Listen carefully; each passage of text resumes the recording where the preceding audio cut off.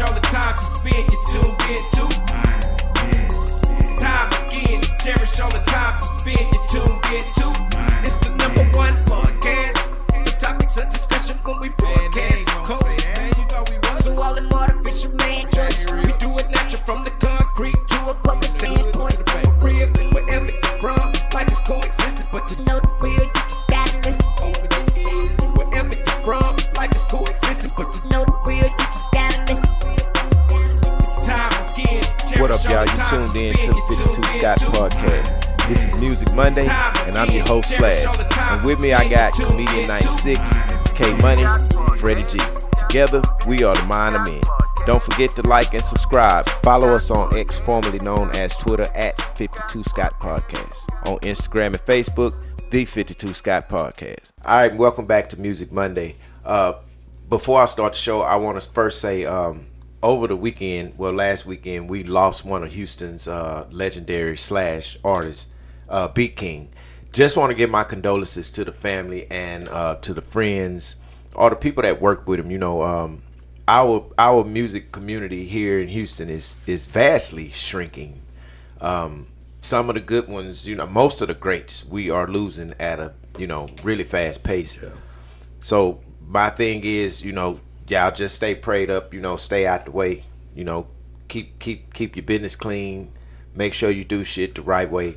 You know, not to say that something in this matter or those reasons happened to him. I'm not sure what the cause of it was. I just want to give my condolences for the loss of Beat King. So now, last week, you may have remembered me in closing saying hip hop was coming back in full circle. Well, what I meant was old school artists are beginning to drop albums now. Now, the first person I want to spotlight in this old school artist releasing a new album after 15 years, Rakim. What? Have y'all heard the album? No. Y'all haven't listened? No, I have not. Okay, well, the album is called God's Network. Okay. Man, when I tell you, I took the liberty of listening to this, I think it was last weekend.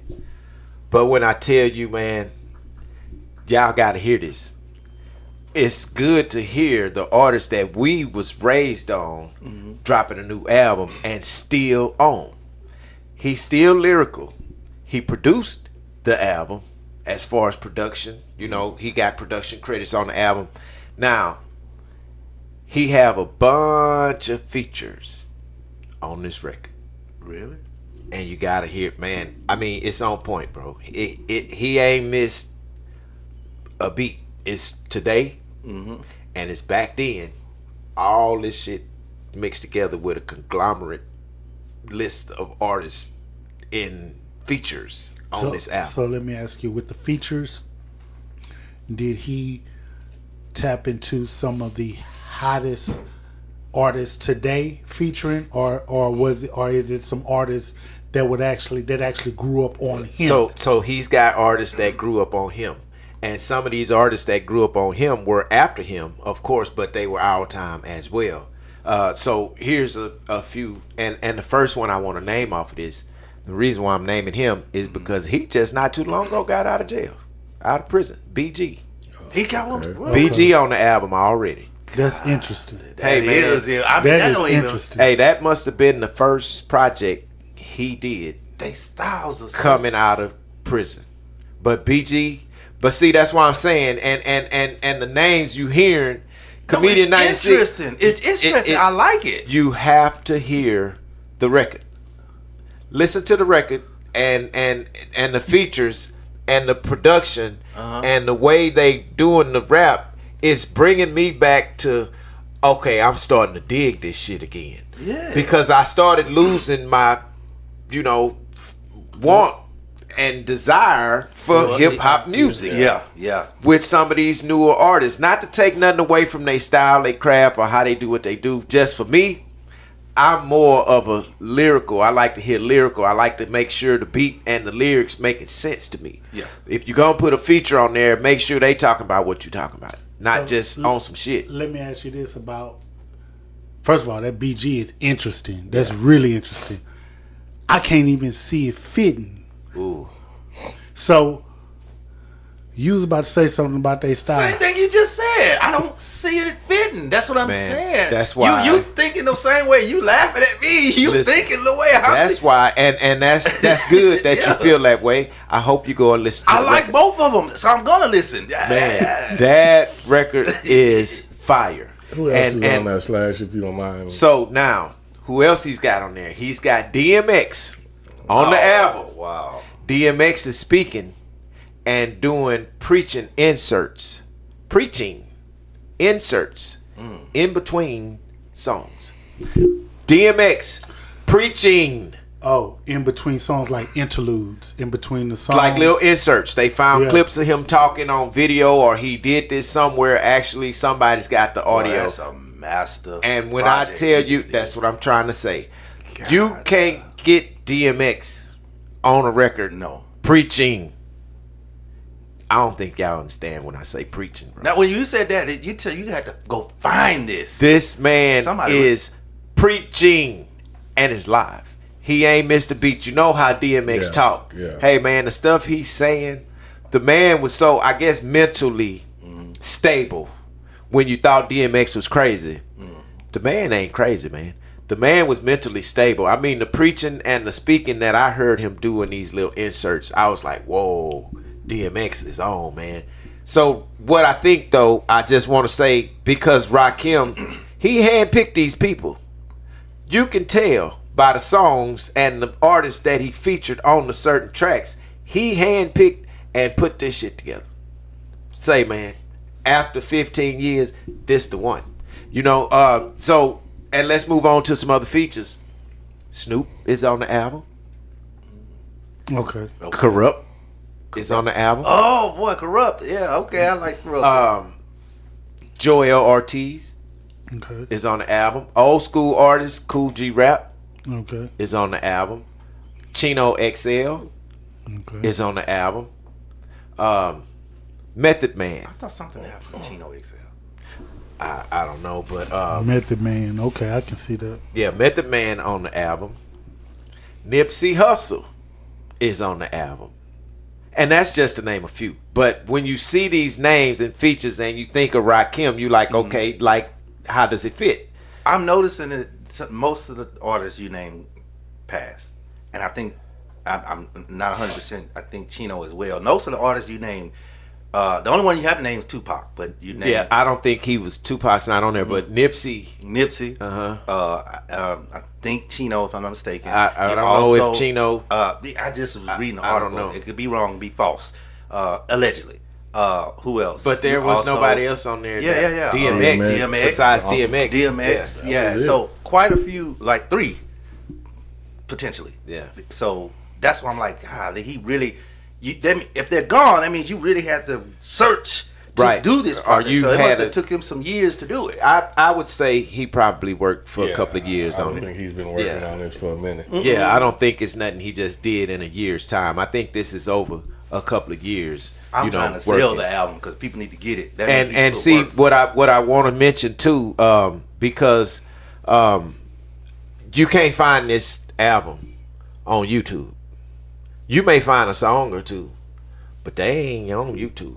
See, I think they getting hip now. What he's doing is, if I give it to you for free, I don't make no money.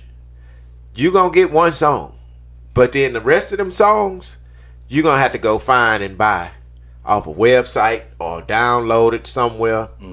But the ones that I heard with these artists on there, hey man, it's one of those you can take an hour, play it, and be like, okay, I can dig this. It doesn't put you back in that 80s, 90s hip hop. That was my next question. It don't put you back there. Yeah.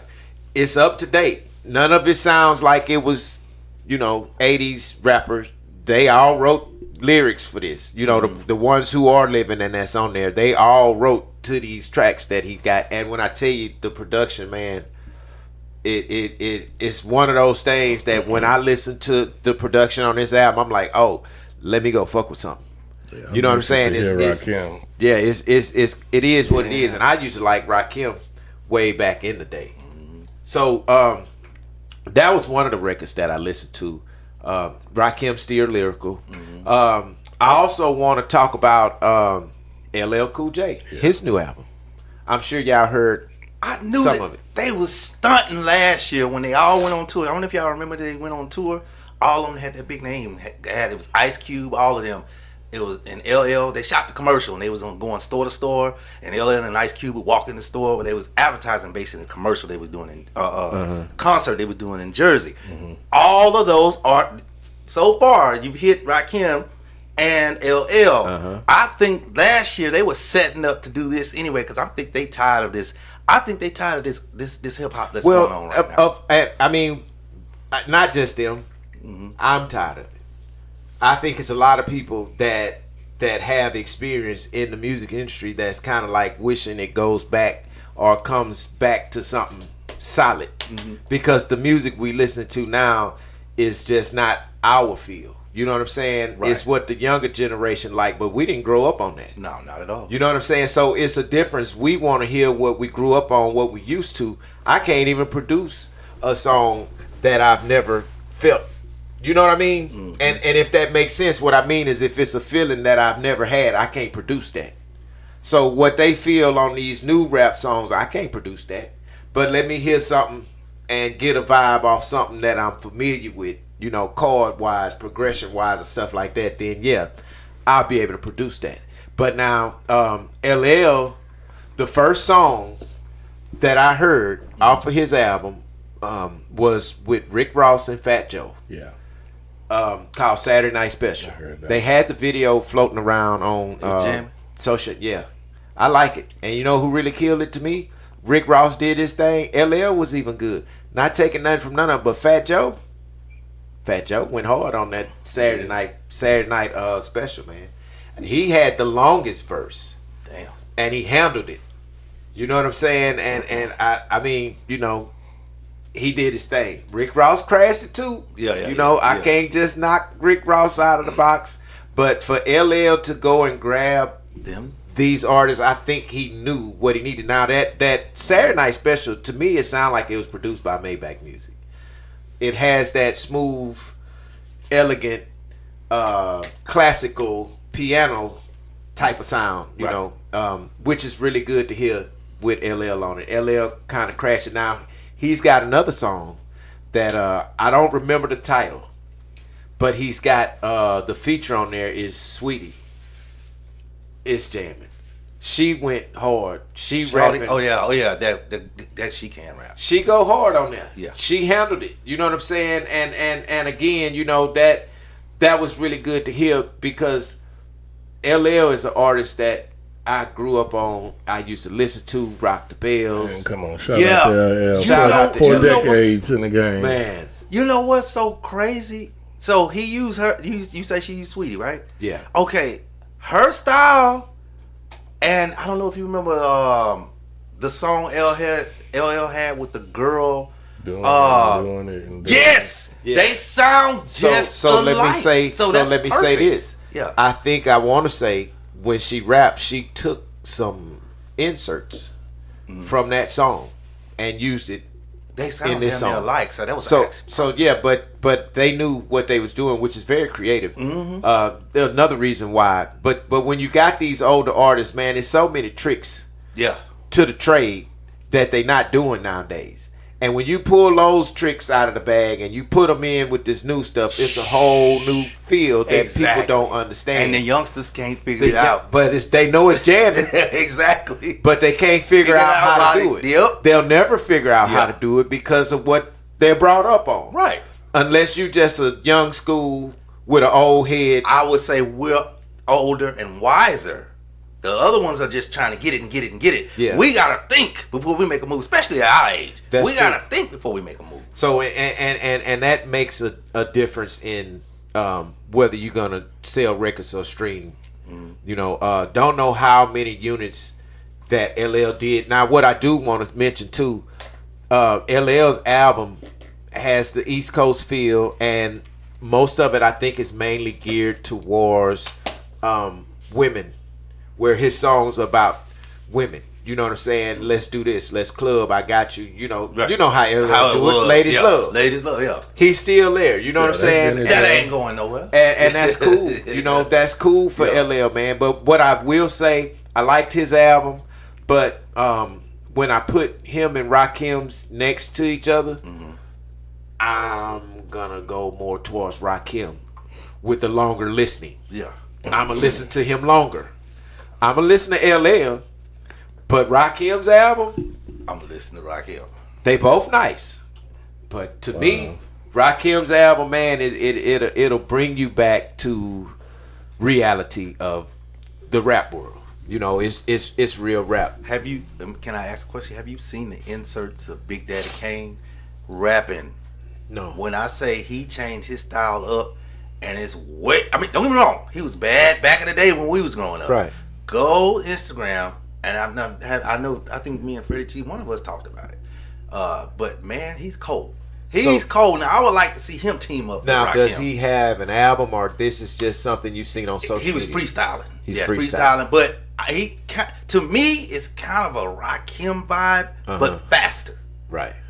But he cold. So I would love to see Rakim and Big Daddy team up. That was On a song, I at would. least one. Now, song. yeah. Yeah. Because Well, I think LL would be interested in that, but not to get away from topic. I also watched something where now this is something I didn't know, that there was a long-term beef between LL and Jay-Z. I never knew that. I read. But he was on a podcast recently where he was, speaking on the difference between him and Jay-Z. I never knew they had any issues. I don't understand why they would have any issues, but I'm guessing it had something to do with Def Jam. You know what I mean? Yeah. Because LL was on Def Jam, Right. Yeah. and then Jay-Z came and took over. So I still don't know, and I need to go back and watch that show to see what he was talking about. Yeah, I'll say he is Def Jam. Right. Right. And he, you know what? I think LL may have That's been what it is. upset because Jay-Z was titled. I do over remember. I Def do say Jam. that's It what it is. should have been They said- LL. Yes. Yeah. That's what it was. That's what it was. I remember. Like that right there. That's is that an opinion or is that something that LL said? No. I know he said that he is Def Jam. I recall that, K Money. But is that the actual beef, or it's like, okay, I can see if they did have beef, it would probably be because of that. I'm just saying that that's probably what it may have been about, because in reality, I think my position on that would have been LL rather than Jay-Z, because nobody knew Jay-Z. We knew him, but he wasn't a main attraction artist back then like LL was. LL was the first artist signed to It Def Jam. seems like LL should have Yeah, been he the should have been man number in one. charge. Yeah. But that's not the way it went. So some kind of feud, he spoke on, and like I say, I got to go back and listen to Well, it. now that you said that LL got an album out, they trying to make him beef with everybody. Because it's not really a beef. It didn't turn into a beef. They said that 50 Cent wrote something for LL. That same story you just talked about, they also said 50 Cent wrote something for LL, and then 50 Cent came back and clarified. He said, no, I only wrote the girl's lyric in And he wrote the LL's song. hook. Yeah, she just wrote the hook for the girl part. That's Well, it. He didn't write the song. it's all about record sales.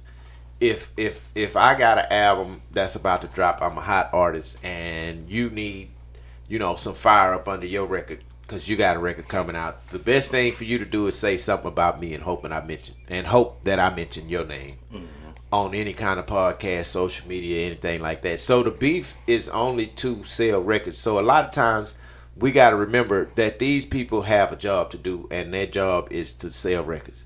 So they got to do any and every and whatever has to happen in order to make those record sales. Now, sometimes it turns tragic because it was a real beef that spilled out, in the street somewhere. But most of the time, I think most of this is just, I got to sell some records. You selling records, I got to say your name, and you need to say something about me so I can get at least another 10,000 streams. Yep. Something like that.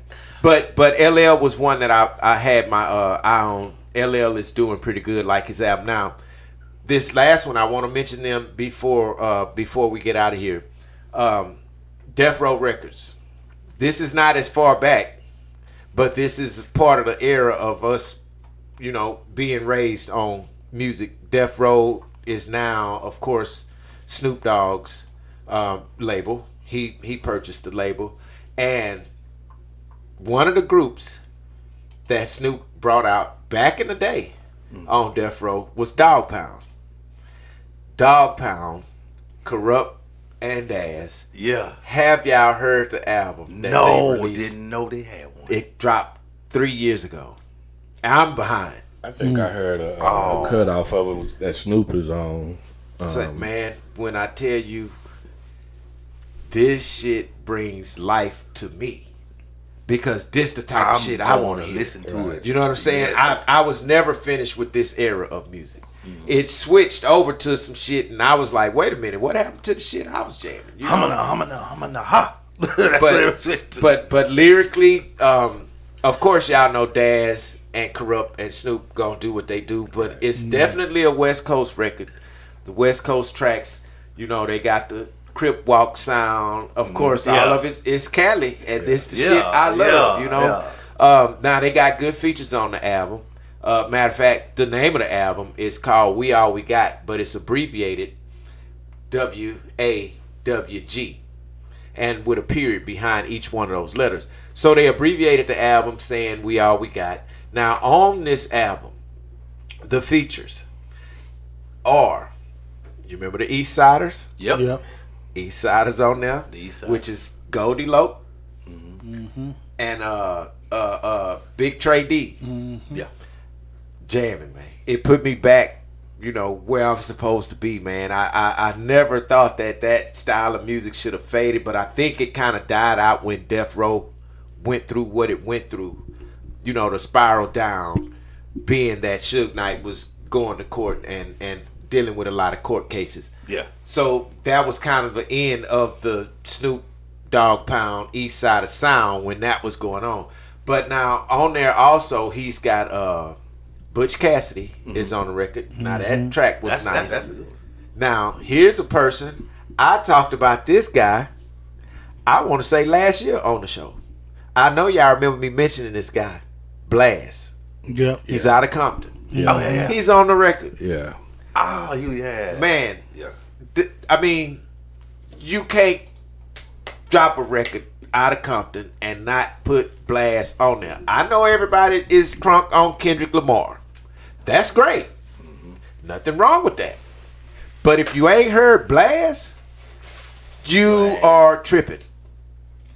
Blast. I'm a blast out because it's BLXST is how you spell it. Go check this dude out. If y'all true music lovers, if you love R&B, you love rap music, not trap music, rap music, check out Blast. Snoop knew just who to go get and put Nephew on this album.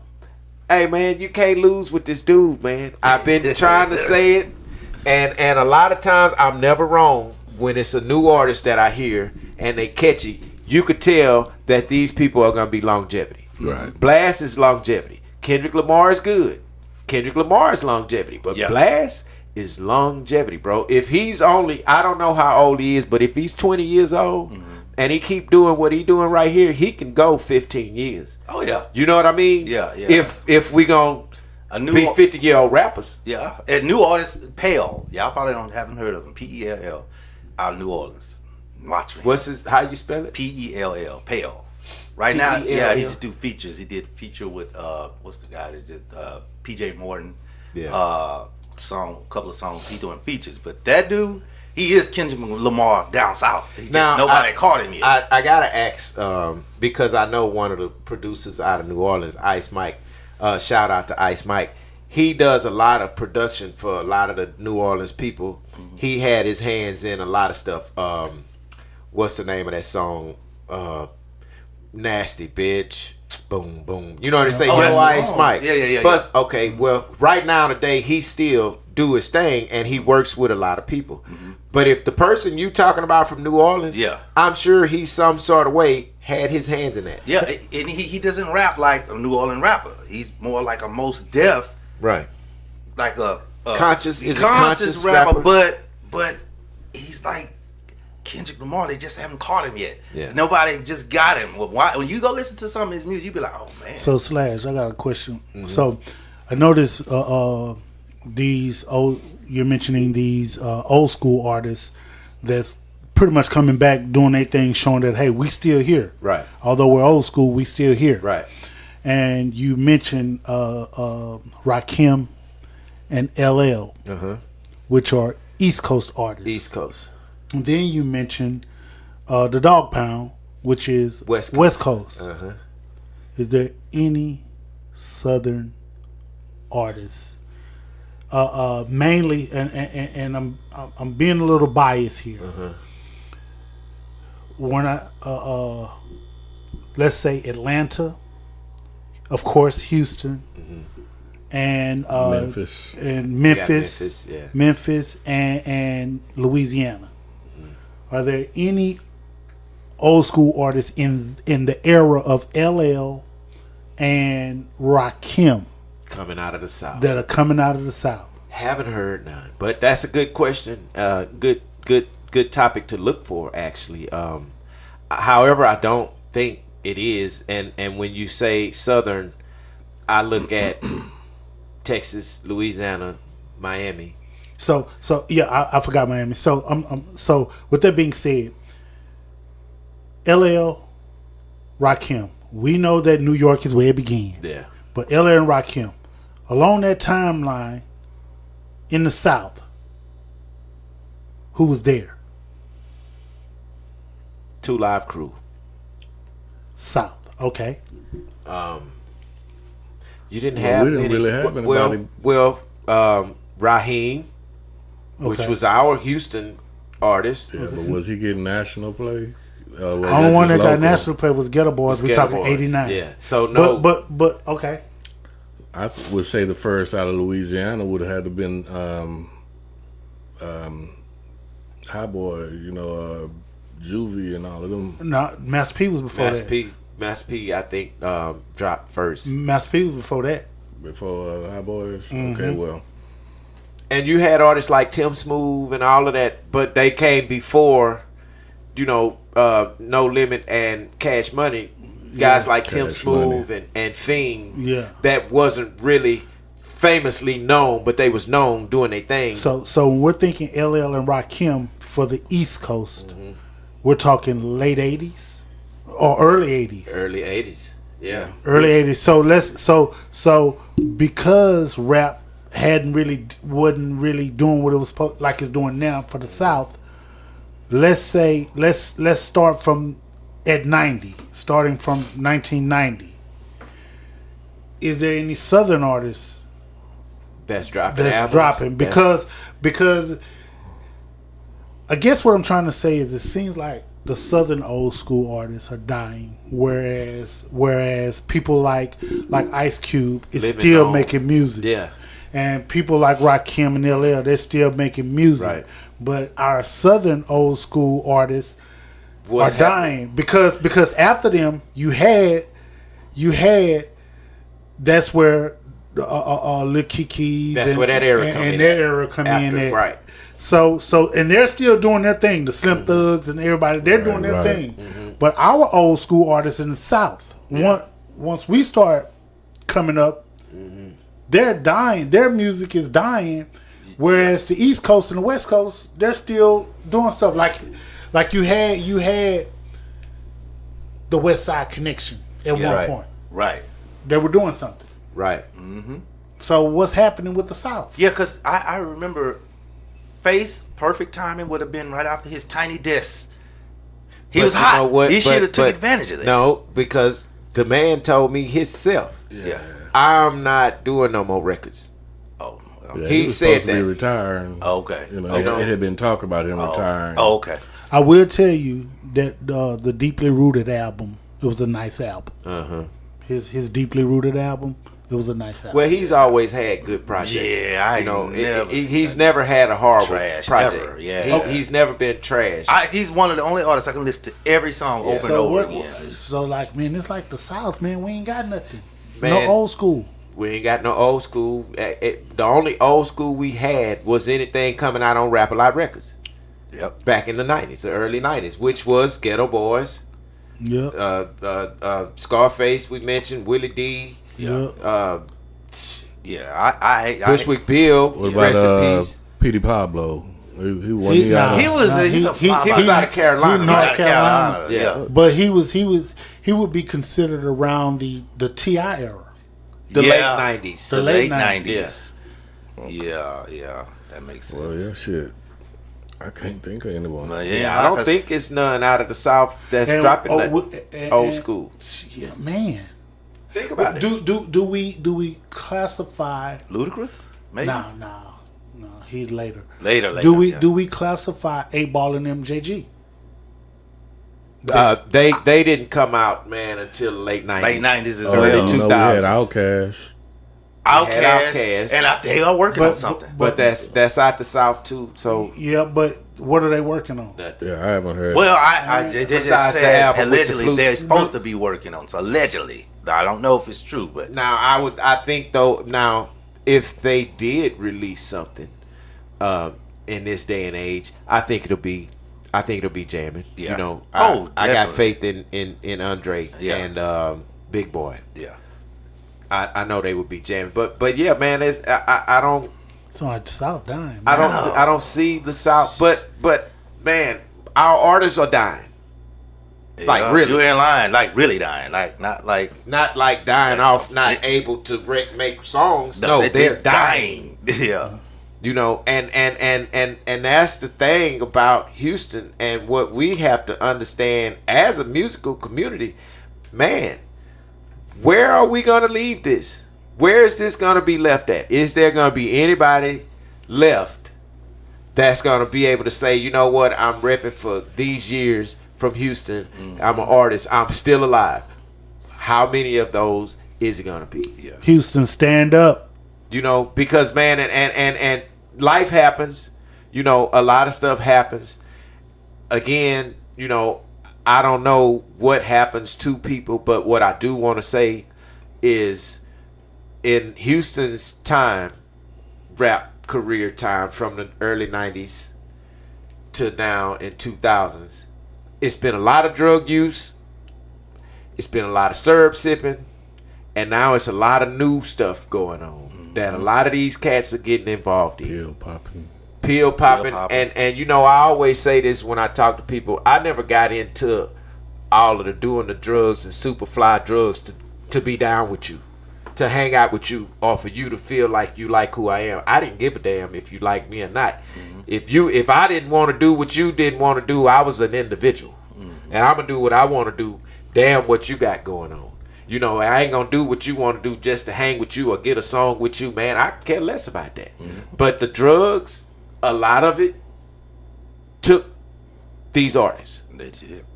It's a handful of artists that we know, you know, the drugs had a big part in their deaths. So the screw era invented a lot of drug users. That era invented drug use. Yep. It was promoting drug use, sipping lean. Now, back then, that was cool to us. Look, Neem helped you out and screwed the music up. We're gonna You know- slow it down for you so you know you hot. But now the music trend you can carry on. Yeah. But don't keep sipping drink. If you know the man who created all of this, drugs had a big part in him passing. Why would you still be trying to do all these drugs, man? It makes no sense to me. I mean, I'm just trying to say, because Houston, we got a lot of talent out here, but we bullshit. You know what I mean? And as long as we continue to bullshit, you're going to have these artists from these other eras who we grew up on releasing records, and we not going to have nothing out here. We got artists out here. Yeah, true enough, the younger artists, the younger generation, that's cool. Nothing wrong with that. But they got to survive in order for the music to survive. And right now, man, I'm just disappointed in Houston, man. And I know we had a lot of deaths on the music end, but we just really need to get it together as a musical community, man, and just try to do the right things to keep ourselves healthy, to continue doing good music and producing or being trendsetters, because that's what we are in Houston. Y'all come back, peace. It's time again. So that's all, y'all, for this edition of Music Monday. Thanks for tuning in. Come back tomorrow and check out True Tuesday with K Money. Hit that like button, subscribe, and follow us on Instagram and Facebook, The 52 Scott Podcast. Follow us on X, formerly known as Twitter, at 52 Scott Podcast.